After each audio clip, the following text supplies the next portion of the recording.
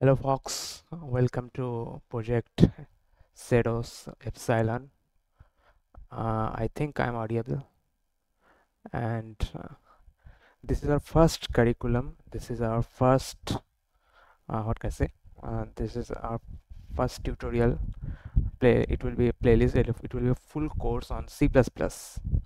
So there might be a question in your minds that there are so many YouTubers who have already made videos on C++ or other programming languages. So why I am why we are teaching it again? Moreover, we are a new channel, new creators. तो हम क्यों सिखाएं? यही एक doubt है सबके मन में. तो बात ऐसी है कि बहुत सारे लोग जो कोडिंग करियर स्टार्ट करते हैं पर उन्हें समझ में नहीं आता वो क्यों कर रहे हैं. So basically let's say you are beginner in C और आपके कॉलेज में और स्कूल में आपको सिखाया जा रहा है कि बेटा make a array linear search करो. मुझे नहीं पता उस स्टूडेंट को नहीं पता ना वो क्यों कर रहा है. कहा गया कि तुम फिबोनाची सीरीज बनाओ, तुम वो जो पैलिंड्रोम है वो चेक करो. ये सब करने को बता जा रहा है पर उनको समझ नहीं आ रहा वो क्यों कर रहे हैं, क्योंकि उनके दिमाग में तो ये चल रहा है कि ना वो बड़े बड़े ऐप्स डेवलप करेंगे. So we are making this course in such a way that सबको समझ में आए कि वो ये कोर्स क्यों कर रहे हैं और मतलब कोर्स नहीं सॉरी, और वो ये प्रोग्रामिंग लैंग्वेज क्यों सीख रहे हैं उनको पता चले. और सिर्फ प्रोग्रामिंग लैंग्वेजेस नहीं, हम प्रोग्रामिंग लैंग्वेजेस तो सिखाएंगे ही, फिर हम बड़े बड़े फ्रेमवर्क्स और रियल वर्ल्ड प्रोजेक्ट बिल्ड करना भी सिखाएंगे. So that's so far from now. उसके बारे में अभी बात नहीं करेंगे. और हमारा जो कोर्स होगा ना उसमें एडिटिंग कम होगा. उसमें raw material, raw code, raw जो एक फीलिंग होता है रॉ वाली, वो ज़्यादा होगी. मतलब there will not much editing.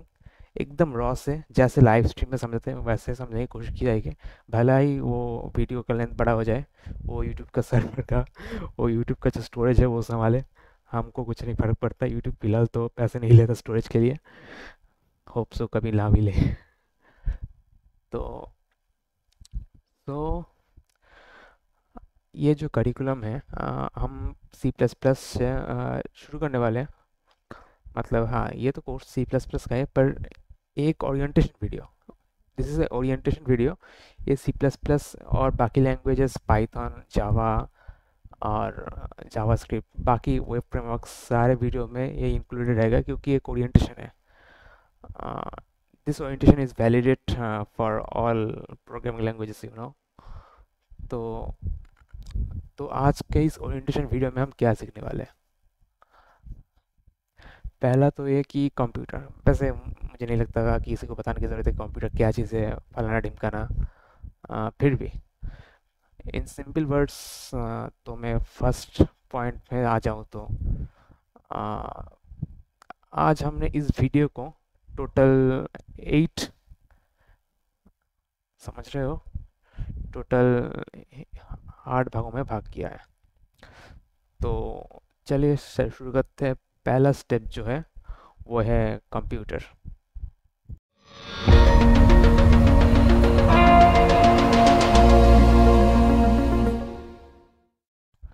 So what are computers? Uh, Actually, the computer is a dumb machine. Computer कुछ भी करना नहीं आता खुद से, जब तक ना आप उसे तरीका बता रहे हो कि कैसे करते हैं. आ, तो आप ऐसे समझें कि जो छोटे बच्चे होते हैं उनको हम अक्सर बोलते हैं कि बेटा वो ले आओ, ये ले आओ, वो ले आओ, तो ले आते हैं. बट मतलब वो एक तरीके से हम जो बोल रहे हैं वही कर रहे हैं. या तो हम बोलते बच्चों को कि पढ़ो वरना फ्यूचर में कुछ नहीं होगा. तो ये एक एग्जांपल हो सकता है. मुझे पता है फनी होगा. तो ज़्यादातर बच्चों को ये नहीं पता होता कि अगर वो अभी नहीं पढ़ेंगे तो फ्यूचर में, या फिर नहीं पढ़ेंगे या फिर नहीं अपने कुछ पैशन को फॉलो नहीं करेंगे तो फ्यूचर में उनके साथ मतलब कॉन्सिक्वेंसेस खड़ा हो सकते हैं. तो उनको नहीं पता ना. तो वो हमारी बात मानते हैं, वो बड़े लोगों की बात मानते हैं कि पढ़ते हैं, पढ़ाई करते हैं. तो basically they are obeying their parents, their guardians. So एक कंप्यूटर जो होता है ना, उसका कोई दिमाग, खुद का सोचने का कोई कैपेबिलिटी ही नहीं है. ही डिपेंड्स ऑन ह्यूमन ऑर्डर्स. तो वो कैसे काम करते हैं, हम उससे पहले सिखाते हैं कि ये वाला काम ऐसे करते हैं. सपोज जो सपोज कोई हमने एक प्रोग्राम बनाया जहाँ पे हमें पैलिंड्रोम नंबर चेक करना है. तो उसके लिए हम एक एल्गोरिदम लिखेंगे. फिर हम उन पे उस वहाँ पे इनपुट देंगे टर्मिनल पे. फिर तो एग्जीक्यूट होगा, but there is a process. वो प्रोसेस हमें कंप्यूटर को बताना पड़ता है कि तुम्हें ऐसे करना होगा, फिर तुम्हें ये रिजल्ट मिलेगा. That means computer have a specific type of input and specific type of output, and the number of inputs and outputs can be multiple.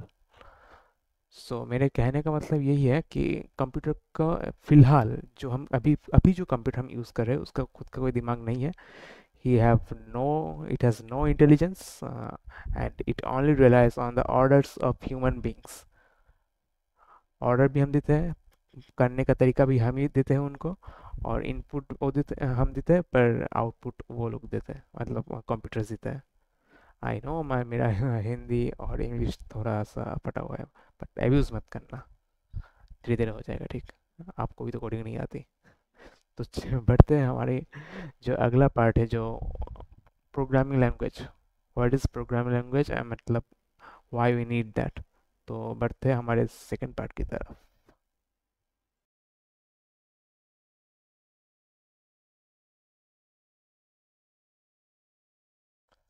Water programme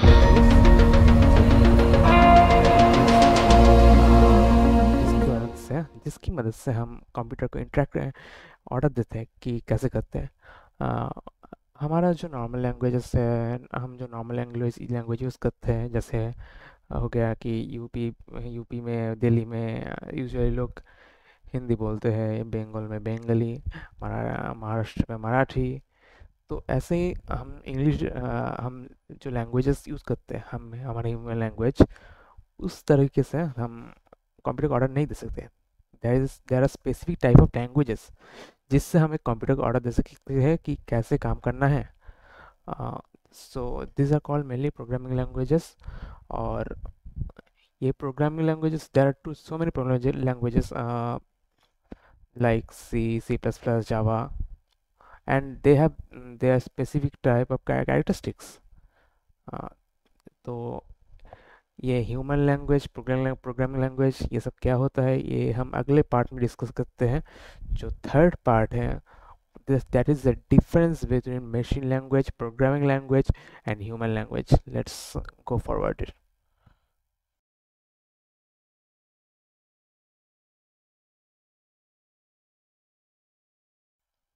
एक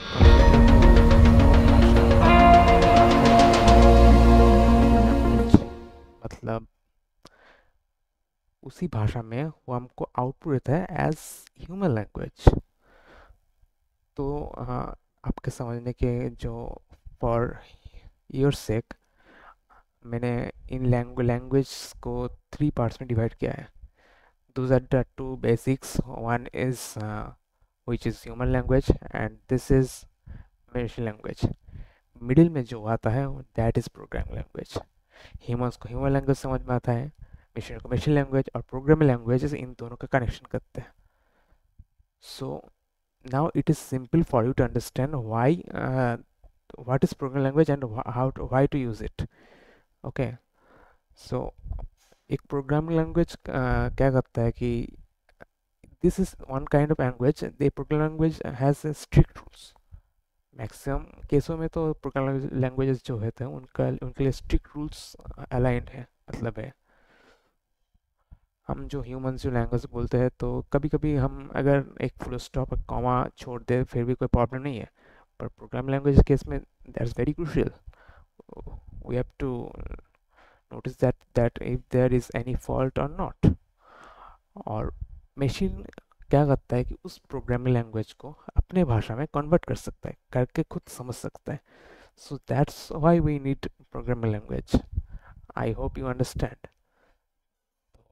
इसके बाद जो नेक्स्ट पार्ट है, हम समझेंगे फाइल्स एंड फोल्डर्स क्या होता है। आई नो बहुत लोगों को पता होगा, पर बहुत लोग गलती करते हैं, सच मानो करते हैं। ऐसे बहुत लोग हैं जो फाइल्स फोल्डर्स के बारे में नहीं जानते, उनको बताना ज़रूरी है। तो let's move to our next part, files and folders.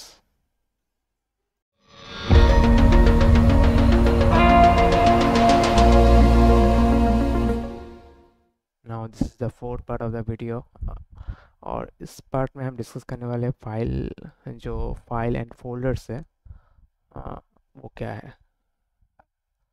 मतलब बहुत लोगों को तो पता ही होगा, पर फिर भी एक फोल्डर वो होता है जो फाइल्स को और फोल्डर्स को अपने अंदर कंटेंट करता है। सो बेसिकली एक कंप्यूटर सिस्टम में फाइल क्लासिफिकेशन, या फिर सपोज तुम्हारे पास कुछ सी प्रोग्राम के फाइल्स हैं, कुछ पाइथन के फाइल्स हैं, कुछ ऑडियो फाइल्स, कुछ वीडियो फाइल्स हैं। बट अगर तुम वो सब एक जगह में रखोगे तो तुम्हें ढूंढने में प्रॉब्लम होगी, सेम कैटेगरीज के फाइल ढूंढने में तुम्हें प्रॉब्लम होगी। That's why we need folder. हम एक फोल्डर बना सकते हैं जिसका नाम पाइथन दे सकते हैं, पाइथन ट्यूटोरियल।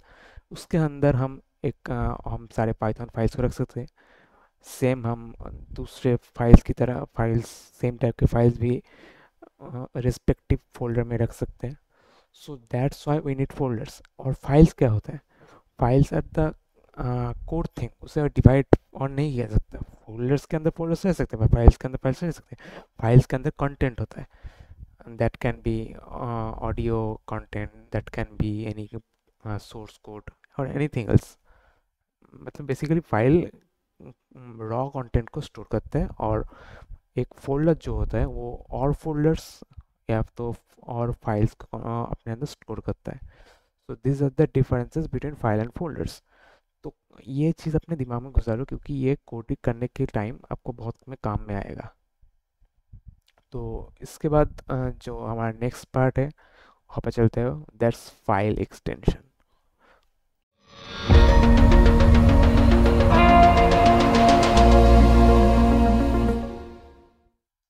जो हमारा फिफ्थ पार्ट है वो है फाइल एक्सटेंशंस। तो ये समझाने के लिए मुझे थोड़ा लिखना पड़ेगा, तो चलते हैं ट्रांजिशन की तरफ। सो देख सकते हैं कि ये एक, मैंने वी एस कोड खोल रखा है। एंड अभी के लिए जो मैं करने वाला हूँ, ध्यान से देखिए। फिलहाल तो मेरे सारे ये और एक रैंडम फोल्डर है, तो मैं यहाँ पर एक रैंडम टेक्स्ट बनाने वाला हूँ। Okay, I think it's visible. Screen को थोड़ा बड़ा कर लेते हैं। ओके, तो पहले ये समझते हैं कि जो एक्सटेंशंस है वो काम किस लिए करते हैं।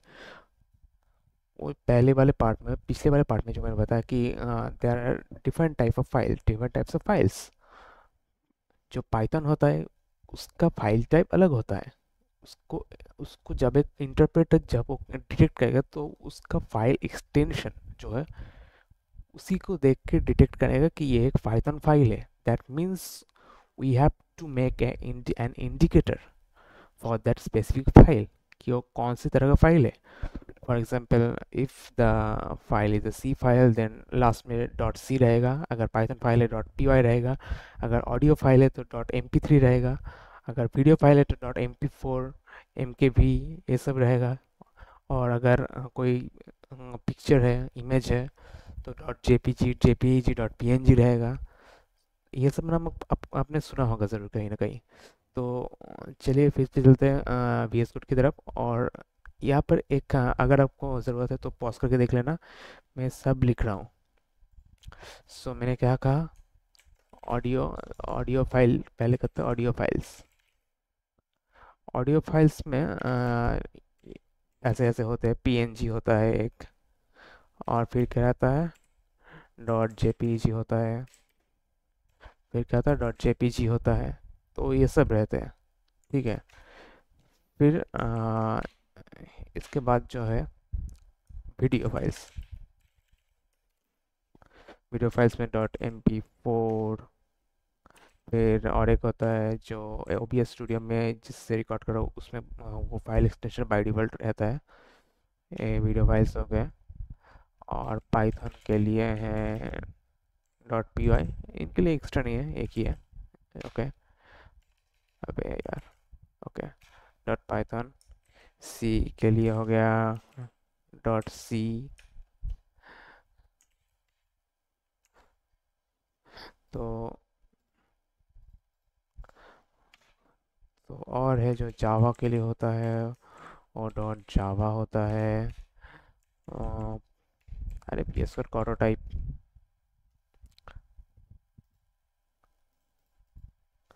तो उसके बाद जो होता है एच टी एम एल लिखते हैं, एच टी एम एल जो होता है इसके लिए एच टी एम एल। तो ऐसे सारे होते हैं फाइल एक्सटेंशंस। फॉर एग्जांपल यहाँ पर अगर आपने अगर देखा होगा तो ये देखिए, ये सारे सी प्लस प्लस फाइल्स हैं, इनके लास्ट में सी पी पी मौजूद है। आई होप यू कैन सी। और अगर सपोज मुझे कुछ पाइथन फाइल करना है तो मुझे ये करना पड़ेगा डॉट पी वाई। देखो कॉम, देखो जो कोड एडिटर है वी एस कोड, इसने ऑटोमेटिक डिटेक्ट कर लिया कि एक पाइथन फाइल है। एंड यहाँ पर एक लोगो देख सकते, शायद देख सकते हो, यहाँ पर लोगो जो है सी प्लस प्लस का है और यहाँ पर जो लोगो है वो पाइथन का है। अगर प्रॉब्लम है तो और एक देख लेते हैं, एक H T M L file बना ही लेते हैं। So this is H T M L file, देखो लोगो चेंज हो गया।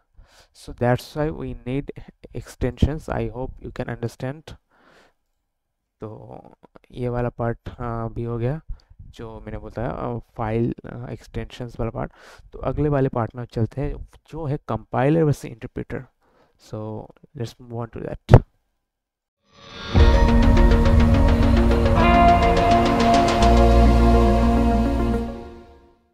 Now we will understand the differences between compilers and interpreters. So at first, let's see what are compilers and what are interpreters. तो compiler जो होता है वो क्या करता है कि कोई एक सोर्स फाइल है जो, चलो बेसिक से शुरू करते हैं।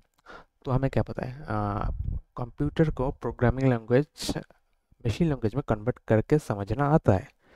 तो वो समझता कैसे है? सो दे बेसिकली यूज कंपाइलर्स और इंटरप्रेटर्स, और इन दोनों के बीच में डिफरेंसेस तो है। कंपाइलर जो होता है वो कोई सोर्स फाइल को, कोई प्रोग्राम फाइल को पहले एग्जीक्यूटेबल बनाता है, फिर फिर जो है एग्जीक्यूट करता है या फिर उस प्रोग्राम को रन करता है। और इंटरप्रेटर जो होता है, द इंटरप्रेटर क्या करता है कि उस सोर्स फाइल को directly line by line execute करता है। ओके, फॉर एग्जांपल आप जिस कॉलेज में पढ़ते हो या स्कूल में पढ़ते हो, सपोज समर वेकेशन से, और आपको बहुत सारे असाइनमेंट्स दिए गए। जैसे समर वेकेशन नहीं, पर असाइनमेंट्स तो दिए गए बहुत सारे जो आपको ऑन मंथ में कंप्लीट करना है। सपोज 5 असाइनमेंट्स हैं, तो बोला गया कि नेक्स्ट मंथ इसी दिन के अंदर तुमको असाइनमेंट जो है वो सबमिट करना पड़ेगा। तो तुम्हारे पास दो ऑप्शंस है, या तो तुम एक वन बाय वन करोगे और सबमिट करोगे, और तो तुम सब करके एक बार में सबमिट करोगे। सो दिस इज द डिफरेंस।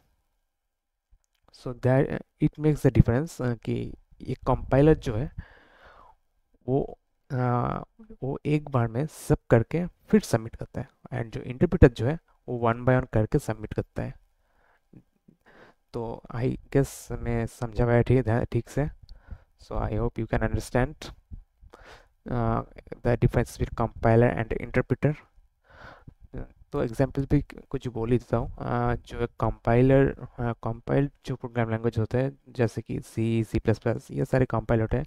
मतलब इन सब के सोर्स फाइल को पहले कंपाइल करना पड़ता है, फिर कंपाइल करने के बाद इनको जो exe.exe फाइल में कन्वर्ट किया जाता है, जो एग्जीक्यूटिबल फाइल होता है। और अगर आप लिनक्स यूज़र हो तो उसे डॉट आउट में कन्वर्ट किया जाता है in most of the cases.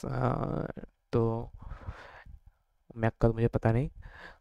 तो कंपाइलर पहले जो है उसे एग्जीक्यूटिबल फाइल में कन्वर्ट करता है, आइदर इट्स exe और इट्स डॉट आउट, ठीक है। और जो एक इंटरप्रेटर है उसे कंपाइल करने की ज़रूरत नहीं, वो directly one line by line programs को एग्जीक्यूट करता जाता है। So that's the difference between compiler and interpreter. And interpreted language Python है, आपको पता है, और compiled language C, C plus plus, ये सब है। So let's move on to the next topic, CLI versus GUI, command line interface versus graphical user interface. So let's move on to the next topic.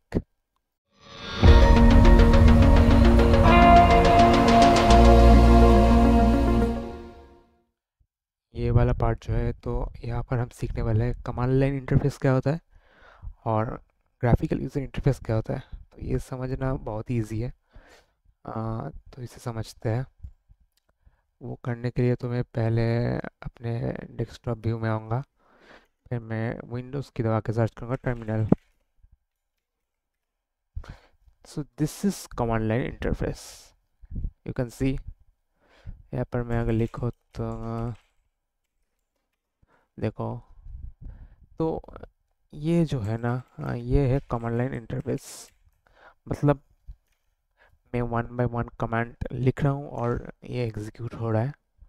मतलब एक एक function में लिख रहा हूँ और वो एग्जीक्यूट हो रहा है। This is command line interface. And what is the graphical user interface? That's everything you use on Windows. मतलब अगर आप लिनक्स यूज़ करते हो तो ज़्यादातर Linux users command line terminal use करते हैं। एक्चुअली लिनक्स का एक जो स्टेरियोटाइप है कि अगर कोई लिनक्स यूज़र है तो उसे माउस ज़रूरत नहीं पड़ती, वो सब टर्मिनल में ही कर लेते हैं। और दैट्स क्वाइट ट्रू। ज़्यादातर लिनक्स यूज़र्स को कीबोर्ड में ही ज़्यादा आता है। आ, और जो GUI होता है, ग्राफिकल यूजर इंटरफेस, तो बेसिकली वो एप्लीकेशन, जैसे मैं VS code, not VS code, OBS studio चला रहा हूँ, ये एक GUI ऐप है। और भी GUI ऐप्स हैं, सपोज मैंने क्रोम ऑन किया, this is everything is GUI। Suppose मैं सर्च किया Canva, this things is GUI। मतलब आप लोग ग्राफिकल यूजर इंटरफेस की मदद से ये जो सर्विस है वो सर्व कर रहे हो, दिस इज GUI। सपोज मैंने VS कोड ऑन किया, okay, so this are all GUI। और एक जो होता है, आई डोंट थिंक मैंने वो इंस्टॉल किया है, आप लिनक्स कमांड भी काम करते हैं। So this is CLI, command line interface. And ये जो मैं यूज़ कर रहा हूँ, जो OBS, दिस इज GUI। मतलब जो हम विजुअली कर रहे हैं, इसका कोई it is good look actually. यहाँ पर हमें कोई कमांड, यहाँ पर हम माउस बटन क्लिक करके ही सारे एक्चुअली होता क्या है कि अगर हम कोई बटन, सपोज मैं कहीं गया, सपोज मैं क्रोम खोलता हूँ, suppose I am clicking on YouTube. तो मैं यूट्यूब में जब क्लिक कर रहा हूँ तो पीछे से एक कमांड रन हो रहा है, एक एग्जीक्यूट हो रहा है, एक कमांड कि तुम यूट्यूब को ओपन करो। पीछे से ऑटोमेटिकली कमांड रन हो रहा है जब तुम क्लिक कर रहे हो। That means when you interact on GUI, the GUI interface automatically runs a command behind the scenes. तुम उसे देख नहीं सकते पर कमेंट रन कर रहा है। सो ये ये ऐसा कॉन्सेप्ट है जिसे इसे आप ऐसे समझ सकते हो। So this is very easy. ऐसा कोई सच कोई रॉकेट साइंस तो इसमें है नहीं। तो बेसिकली अब हम इसके बाद का जो पार्ट है वो हम देखने जा रहे हैं, जो है code editors. Not so important, let फिर भी ज़रूरत है। तो let's move to the next part which is code editors.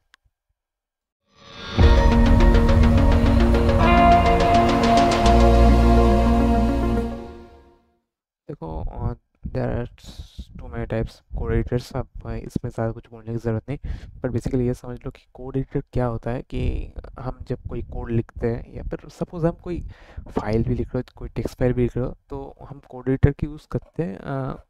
उस टेक्स्ट का कोड एडिटर एक्चुअली हमारे काम को सिंपल बनाता है। हम जो नॉर्मल जो नोटपैड यूज़ करते हैं, जो नॉर्मल नोटपैड होता है, तो इसमें कोड तो लिखा जा सकता है पर इसमें फैसिलिटीज ज़्यादा नहीं है, तो हम बहुत सारे कोड एडिटर यूज़ करते हैं। चलो मैं क्रोम खोल लेता हूँ। There are so many code editor, जैसे कि जैसे कि हमारा VS कोड हो गया, फिर जो हमारा हो गया वो सबलाइम टेक्स्ट हो गया। आप इसे इंस्टॉल कर सकते हो। इंस्टॉलेशन प्रोसेस तो बहुत ईजी, आपको पता ही होगा। VS कोड भी देख लेते हैं। इसको यहाँ पे ऐसे इंस्टॉल कर सकते हो। और भी है IntelliJ IDE, IntelliJ IDEA, ये मैंने कभी यूज़ नहीं किया है इसलिए मुझे नहीं पता। और एक कुछ है, तो और क्या है, और जो भीम है, भीम, ये भीम है, इसे आप यूज़ कर सकते हो। So there are too many types of code editors you can use according to जो यूआई आपको पसंद आए आप वो इंस्टॉल कर लेना। दैट्स कम्प्लीटली योर चॉइस, और इंस्टॉल करना बहुत ईजी है। पर्सनली तो मैं VS कोड यूज़ करता हूँ, विच इज़ जो मैं एकदम मेरे बिगिनिंग से मैं यहाँ यूज़ करता हूँ। सो आई थिंक कोड एडिटर के बारे में और कुछ ज़्यादा बताने की ज़रूरत नहीं है। VS कोड में फैसिलिटीज़ बहुत है, तो मैं ये यूज़ करता हूँ, और मैं आपको भी रिकमेंड करूँगा VS कोड यूज़ करें। फिर भी अगर आप चाहो तो यूज़ करते हो लिनक्स के टर्मिनल्स। नैनो हो गया, जो नैनो होता है, gedit होता है, आप लिनक्स के टर्मिनल में कर सकते हो, और वहाँ पे और कुछ होता है। लिनक्स के टर्मिनल यूज़ करने का फ़ायदा ये है कि आपका कीबोर्ड इंटरेक्शन है वो बढ़ता है। I don't think using mouse is a good practice for developers. मैंने पर्सनली फील किया है, मैं किसी के ऊपर चपा नहीं रहा हूँ, कोई प्रेशर नहीं डाल रहा हूँ कि आपको करना ही पड़ेगा। पर for me, when you are a passionate developer और प्रोग्रामर, देन तुम्हारे हाथ ज़्यादातर टाइम कीबोर्ड के ऊपर ही होना चाहिए, because it makes you more productive. और मेरे जो एक दोस्त है, इसी चैनल का एक पार्ट है, वो भी है, उसने बोला कि भाई मुझे जो है ना माउस चलाने में मज़ा ही नहीं आता, मुझे तो बस मैं इस कीबोर्ड में ही सबका मेरा भी सेम केस है। मैं कीबोर्ड से बहुत कुछ कर रहा था, माउस उतना नहीं लगता मुझे, मोबाइल प्रोग्रामिंग ऑब्वियसली, बाकी के लिए तो माउस लगता ही होगा, पर जब मैं कोई काम कर रहा हूँ प्रोग्राम रिलेटेड तो उतना मुझे माउस की ज़रूरत नहीं पड़ती, मैं कीबोर्ड से ही ज़्यादातर काम कर लेने की कोशिश करता हूँ। So this the fact. अब इसके जो लास्ट, तो एक कोड एडिटर वाला पार्ट भी हो गया हमारा, तो सारे पार्ट्स हमने कंप्लीट तो कर लिए, और एक पार्ट मैं ऐड करना चाहूँगा, which is how to install, how to set up. तो एक C++ कोर्स है, तो आई थिंक मैं एक बार में बता देता हूँ, ठीक है, एक बार मैं सेटअप वाला पार्ट भी बता देता हूँ। इसके लिए अलग से ट्रांजिशन करूँ क्या, समझ में नहीं आ रहा। ओके, अलग से ट्रांजिशन कर ही लेते हैं।